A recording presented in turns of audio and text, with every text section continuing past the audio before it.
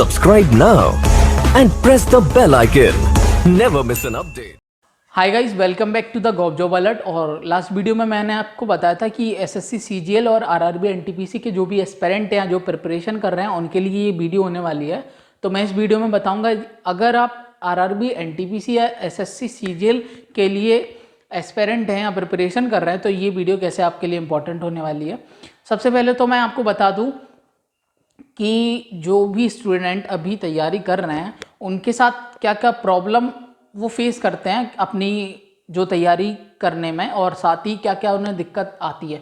तो सबसे बड़ी दिक्कत तो ये आती है कि इस टाइम पे मैंने देखा है कि ज़्यादातर स्टूडेंट जो हैं वो लेज़ी फील कर रहे हैं, पूरे दिन वो लेज़ी फील करते हैं और पढ़ाई में भी ज़्यादा अपना कंसंट्रेशन नहीं कर पाते। तो हम देखेंगे कि ज़्यादा से ज़्यादा कैसे पढ़ाई कर सकें और ज़्यादा से ज़्यादा याद करने का क्या। तो फिज़िकली एक्टिव एक तो सबसे मेन कॉज ये होगा कि फिजिकल एक्टिव नहीं है, लेज़ी फील कर रहे हैं, उतनी एक्टिवनेस नहीं रहती पूरे दिन में। तो वो कैसे एक्टिवनेस लाई जाए, वो एक ये पॉइंट हो गया। दूसरी बात ये होती है कि बच्चे अपने पढ़ने तो बैठ जाते हैं लेकिन उन्हें कुछ समझ नहीं आता कि कैसे पढ़ें, क्या करें, कहाँ से शुरू करें, कहाँ और आगे कैसे बढ़े। तो वो वहाँ पे एक थोड़ा प्रेशर कंडीशन फील करने लगते हैं और साथ ही कभी कभी तो फिर नहीं कुछ समझ आता तो उसे बंद कर देते हैं शायद। तो वो भी हम देखेंगे कि अपनी उसे मतलब इसके लिए क्या करें कि हमें अपना पता रहे और कैसे हम अपनी पढ़ाई को शेड्यूल कर सकें। और साथ ही मैं और भी आपको टिप्स देने वाला हूँ साथ ही। और यहाँ पे मैं आपको बताऊँगा कि जो 2016 के ईयर 1 एसएससी सीजीएल हैं अमित जैन, और साथ ही 2017 के कौशिक राज सर, तो इन सब के जो रिव्यूज़ हैं वो मैं यहाँ पे आपको कंसीडर करने वाला हूँ। उन्होंने क्या हम लोगों को एडवाइस दी है और कैसे उन्होंने इतने ज़्यादा अच्छे मार्क्स और ईयर पूरे all over India first rank पाई, तो वो क्या इसके बारे में बताते हैं, वो भी यहाँ पे इम्पोर्टेंट होने वाला है। तो वीडियो को पूरा देखिए ताकि आपको समझ आ सके कि एक अच्छी प्रिपरेशन, आप किसी भी गवर्नमेंट जॉब की तैयारी कर रहे हैं या किसी भी जॉब के लिए प्रिपरेशन कर रहे हैं तो ये कॉमनली ये वीडियो सभी के लिए होने वाला है। ये किसी भी पर्टिकुलर जॉब के लिए ऐसा नहीं है कि एसएससी सीजीएल या आरआरबी एनटीपीसी के लिए, ये सब के लिए कॉमन है क्योंकि इसमें वो टिप्स देंगे जो कि सभी स्टूडेंट के लिए इंपॉर्टेंट होते हैं, भले वो 10th-12th के स्टूडेंट भी हों या फिर किसी भी एरिया में स्टूडेंट हो, वो भी अपने इस वीडियो को देख के अपना शेड्यूल कर सकते हैं और पढ़ाई में अपनी आसान बना सकते हैं। तो देखिए, तो शुरू करते हैं और चैनल को सब्सक्राइब कर दीजिए, साथ ही बेल आइकन दबा दीजिए ताकि जो फ्रेशली कंटेंट आता रहेगा तो वो आपको मिलता रहे, और साथ ही लाइक करें, शेयर कर दें अपनी वीडियो को।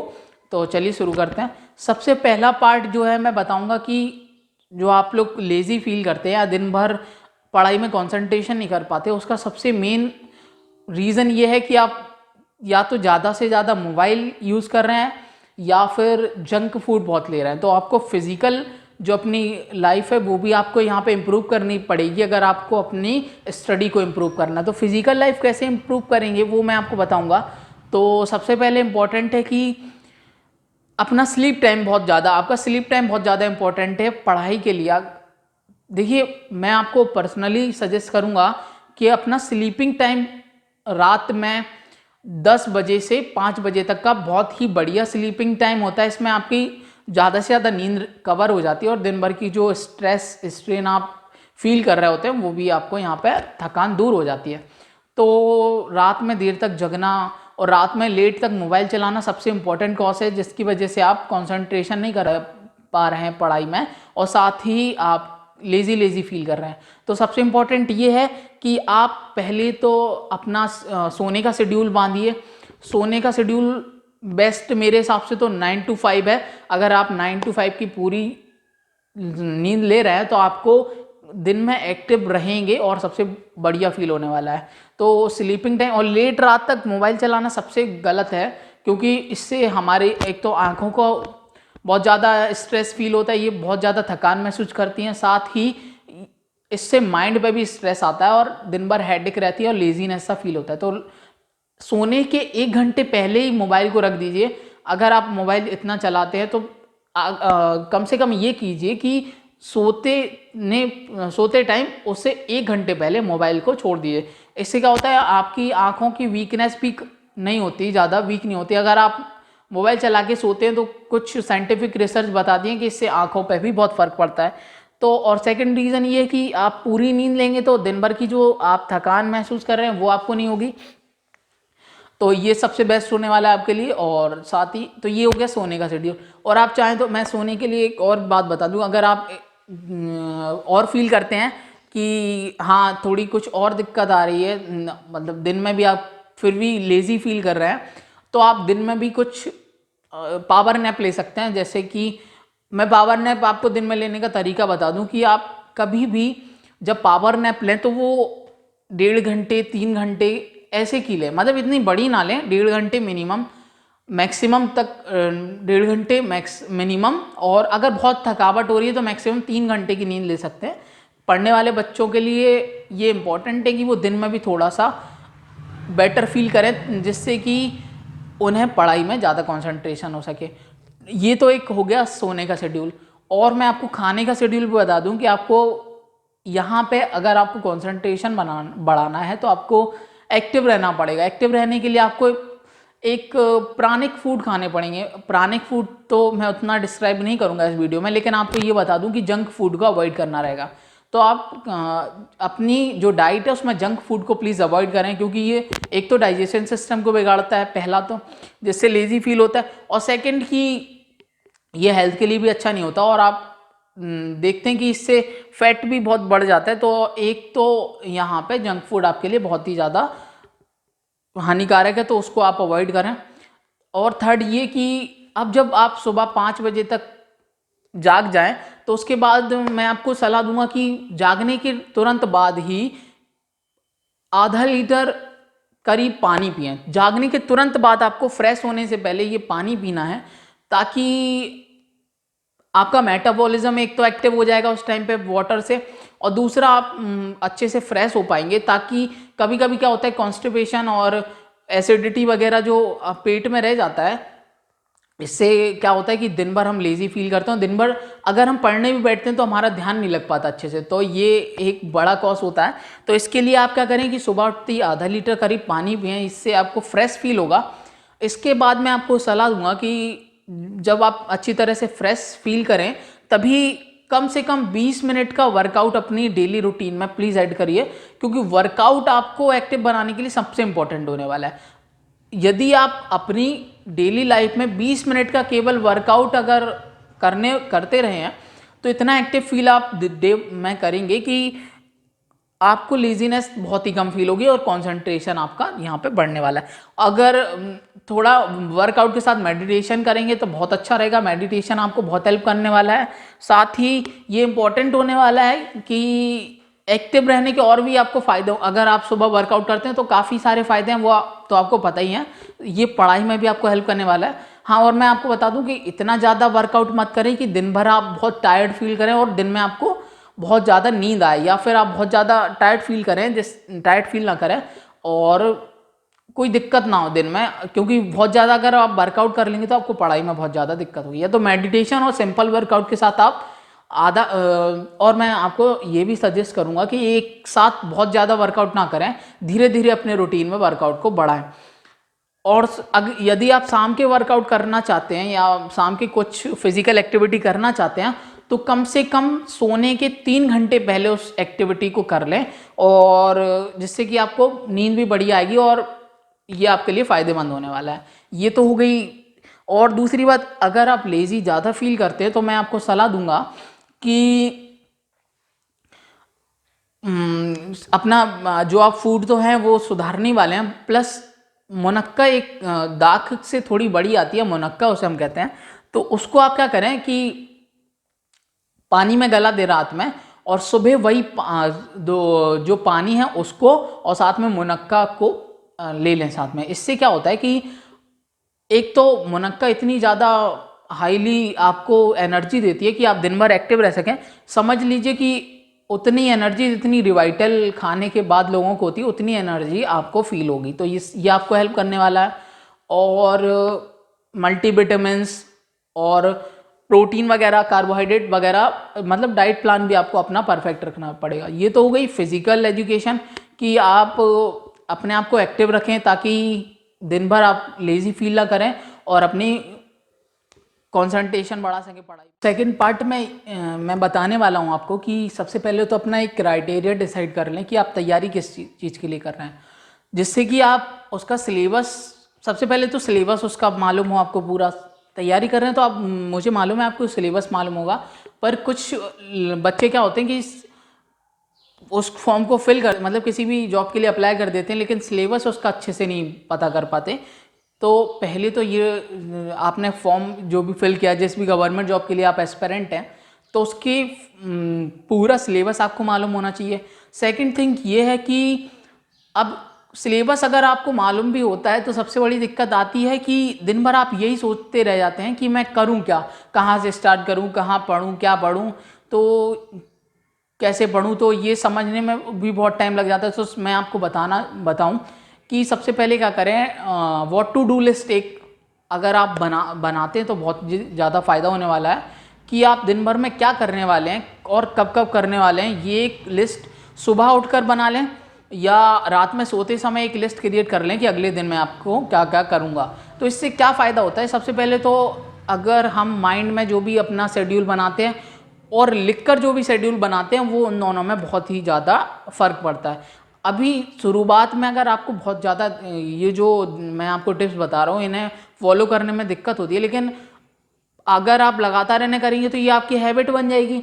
और कोई भी साइंटिफिक रिसर्च में ये बताया गया कि कोई भी हैबिट अगर आपको बनानी है तो ज़्यादा से ज़्यादा उसमें आपको 21 डेज़ या 30 डेज़ का टाइम लगेगा और वो आपकी हैबिट में आ जाएगा। तो ये इंपॉर्टेंट हो जाएगा कि आप उसे रेगुलरली करें और 2-3 दिन में उसे छोड़ ना दें।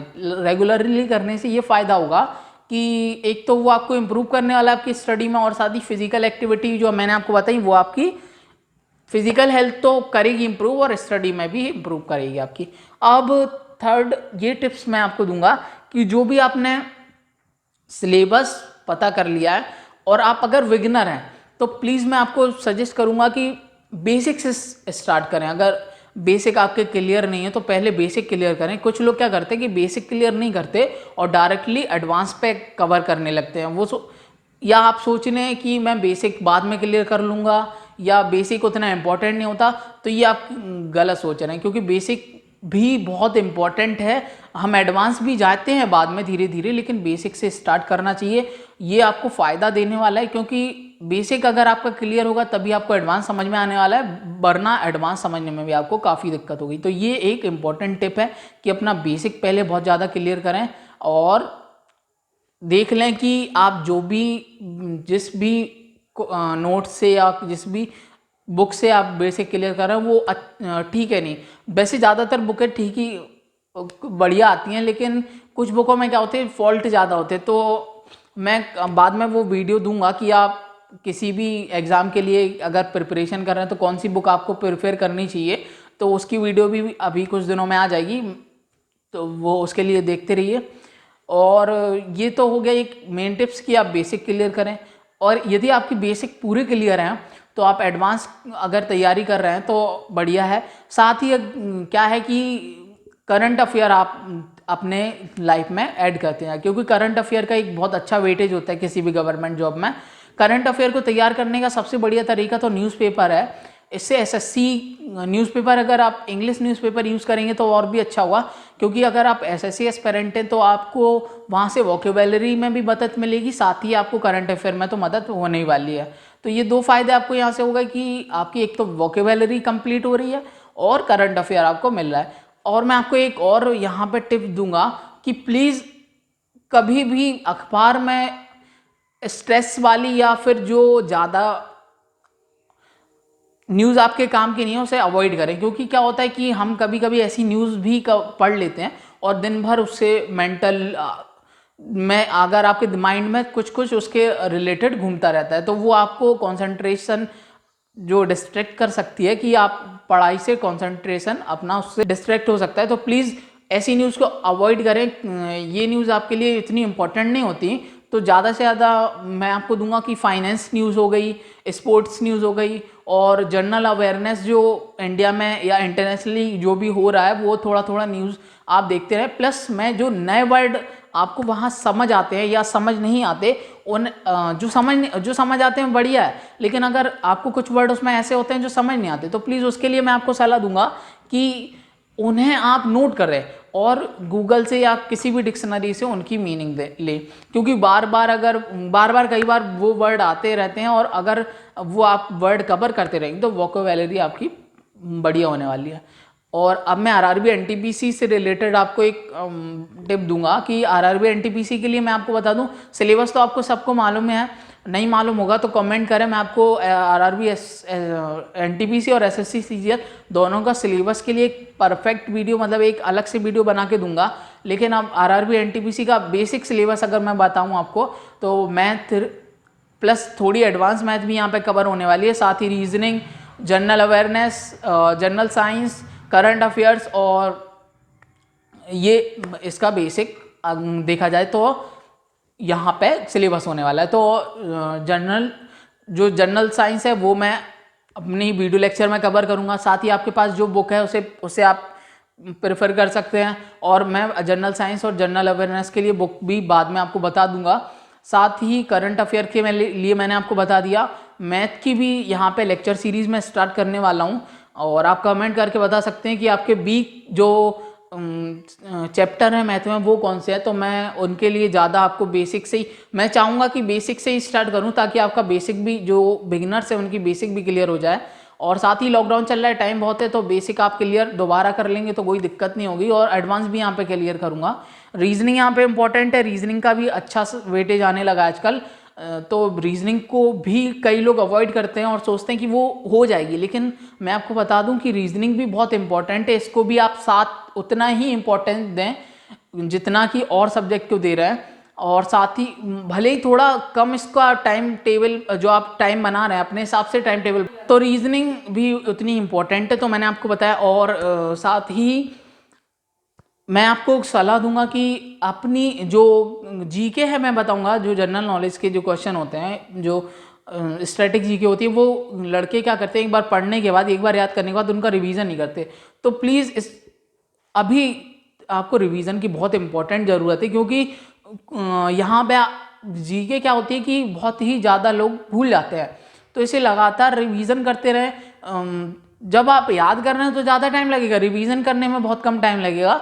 तो मैं कहूँगा डेली शेड्यूल में रिवीजन का भी आप ज़रूर ऐड करें, क्योंकि रिवीजन बहुत इंपॉर्टेंट होता है, और मैथ की प्रैक्टिस करते रहें।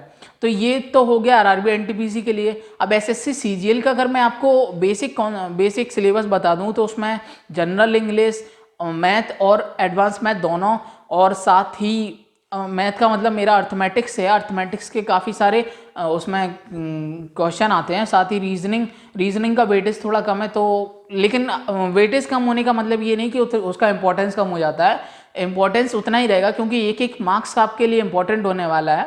और साथ ही जनरल अवेयरनेस, करंट अफेयर, और इंग्लिश में वोकेबुलरी तो मैंने आपको बताई कि इंग्लिश न्यूज़पेपर को प्रेफर करें ताकि आपकी वोकेबुलरी भी। बता दूं कि और क्या करें कि आपकी तैयारी बढ़िया रहे, तो मैं आपको बता दूं कि मॉक टेस्ट जरूर लें। मॉक टेस्ट से क्या होता है कि जब आप मॉक टेस्ट लेते हो तो आपको पता चलता है कि मेरी क्या स्ट्रॉन्ग पॉइंट है और क्या वीक पॉइंट है। स्ट्रॉन्ग पॉइंट तो अच्छी बात है, उन्हें भी रिवीजन करते रहें साथ में, लेकिन अगर आपका कोई वीक पॉइंट है तो उसको खास तौर से एक टाइम निकाल के उसके ऊपर मेहनत करें, और जो वीक पॉइंट होते हैं उनको हमें फुलफिल करना रहेगा, तभी आपको आगे जाके जो नंबर आपके आ रहे हैं। मॉक टेस्ट से क्या होता है, आपकी एक तो पूरी पता चल जाएगा कि आप कितनी तैयारी कर चुके हैं और आपको कितनी तैयारी की ज़रूरत है। साथ ही और मैं आपको सलाह दूंगा कि जो प्रीवियस ईयर के, अगर आप किसी भी कॉम्पिटिटिव एग्जाम के लिए तैयारी कर रहे हैं, किसी भी गवर्नमेंट जॉब के लिए तैयारी कर रहे हैं, उसके रिलेटेड जो प्रीवियस ईयर के पेपर होते हैं बहुत इंपॉर्टेंट होते हैं। जो अमित जैन सर हैं उन्होंने भी बताया कि प्रीवियस ईयर के पेपर इतना हेल्प करेंगे आपको कि वो बहुत ही ज़्यादा इंपॉर्टेंट है। आपको पता चलेगा कि किस लेवल के क्वेश्चन आ रहे हैं, कितना हार्ड है, कितना नॉर्मल आ रहा है या हार्ड आ रहा है, तो साथ ही और पता चलेगा कि किस सब्जेक्ट का कितना वेटेज होता है। वैसे एसएससी अपने सिलेबस में जो वेटेज जो देता है कि 25 क्वेश्चन, ये 25 क्वेश्चन, इसके, तो वो सिलेबस की वीडियो मैं अलग बताऊंगा, लेकिन एक प्रिस्क्राइब्ड आपको दे दिया कि भाई इतना इतना सिलेबस आने वाला है। लेकिन जो आरआरबी है उसका सिलेबस है, लेकिन उसका वेटेज क्लियर नहीं होता कि क्या कितने क्वेश्चन मैथ के आने वाले हैं, कितने क्वेश्चन रीजनिंग के आने वाले हैं, अलग अलग वेटेज हो जाता है अलग अलग सेट्स में। तो इसके लिए बहुत इंपॉर्टेंट है कि आपको सारा का सारा तैयारी करना पड़ेगा। तो प्लीज़ तैयारी तो करते रहिए, साथ ही यहाँ मेरे चैनल से जुड़े रहिए। मैं तैयारी के ऐसे बढ़िया टिप्स आपको देता रहूँगा। देखिए, फिजिकल हो गया, टाइम शेड्यूल मैंने आपका कराया, और रिलेटेड मैंने आपको एग्ज़ाम के रिलेटेड सारे वो बातें बताई जो आपके लिए इम्पोर्टेंट थी। तो ये अगर आप फॉलो करते हैं तो आप, मैं बता रहा हूँ कि अगर आप जीरो से भी स्टार्ट कर रहे हैं ना और ये फॉलो करेंगे तो ये बहुत ही ज़्यादा फायदेमंद हो जाएगा आपके लिए, और आप खुद ही अपने आप में रियलाइज़ करेंगे कि आप कितना इम्प्रूव कर पाए हैं। और ये क्या होगा कि ये जो टिप्स हैं वो धीरे धीरे आपके हैबिट में आएंगी। तो प्लीज़ ऐसा ना करें कि कुछ दिनों के लिए किया फिर उसे लगा कि नहीं ये हमसे नहीं हो पा रहा है। तो प्लीज़ इसे कम से कम 1 महीने या 21 दिन तो इन्हें रेगुलरली करके देखें, तो ये बहुत ही ज़्यादा फायदेमंद होने वाला है। और मैं ये भी आपसे रिक्वेस्ट करूँगा कि मोबाइल का कम से कम यूज़ करें। मतलब मोबाइल अगर अब क्या होता है कि आजकल ट्रेंड है पबजी का, और भी सोशल मीडिया में लगे रहते हैं, तो उसे थोड़ा सा कम करें। हम अवॉइड नहीं कर सकते, इन चीज़ों को हटा नहीं सकते अपनी लाइफ से, लेकिन प्लीज़ इन चीज़ों को थोड़ा कम करें, पढ़ाई को थोड़ा इम्पोर्टेंस ज़्यादा दें, और अपना शेड्यूल तो आप बना ही लें। शेड्यूल बहुत ही इंपॉर्टेंट होता है, टाइम टेबल आपके लिए बहुत इंपॉर्टेंट होता है, और फिजिकल एक्टिविटी में भी साथ ही ध्यान दें। टिप्स जो हैं वो आपको हेल्प करने वाली है। और आप 21 डेज़ या 30 डेज़ का अपने आप से चैलेंज भी ले सकते हैं। चैलेंज लीजिए, मुझे कमेंट सेक्शन में बताइए आपको वीडियो कैसे लगी। कमेंट करके बता सकते हैं कि आपको कितना यदि आपको इससे फ़ायदा होता है तो बहुत ही बढ़िया है। तो मेरे चैनल को सब्सक्राइब कर दीजिए, शेयर कर दीजिए, ताकि और लोगों को ये टिप्स मालूम पड़ें, क्योंकि ज़्यादा से ज़्यादा ये अवेयरनेस सबको पता चलनी चाहिए कि क्योंकि क्या होता है कि स्टूडेंट आजकल बहुत ही ज़्यादा डाइवर्ट हो रहे हैं पढ़ाई से, तो ये बहुत ही इंपॉर्टेंट हो जाएगा उनके लिए। और साथ ही बेल आइकन को दबा दें, क्योंकि जो भी कंटेंट नया आएगा इस पर तो वो आपको यहाँ पे मिलता रहेगा। थैंक यू फॉर वॉचिंग, और जुड़े रहिए मेरे साथ। Thank you.